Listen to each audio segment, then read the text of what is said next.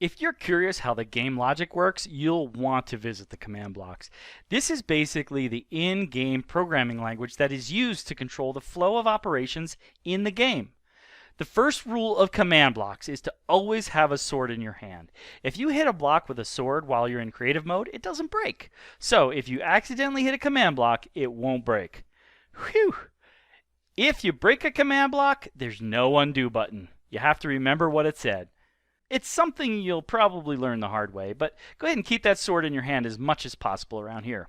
The programming for the beginning of the game is toward the bottom, and the programming for the ending of the game is towards the top.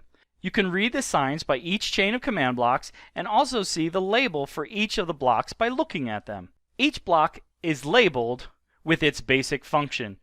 These chains of command blocks are activated by placing a redstone block, usually on that red concrete block, and they're stopped by replacing the redstone block with air.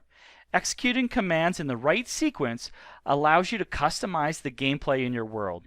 Don't be afraid to explore this area with your sword in hand and try to understand how it works. If you want to mess around, you can create a new test world and try tweaking the command blocks and see how it works.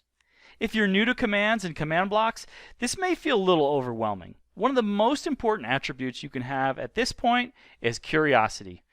It's free and anybody can have it. If you're interested in commands, use your curiosity to explore and tweak the game and also explore online resources. I'll put some links in the description.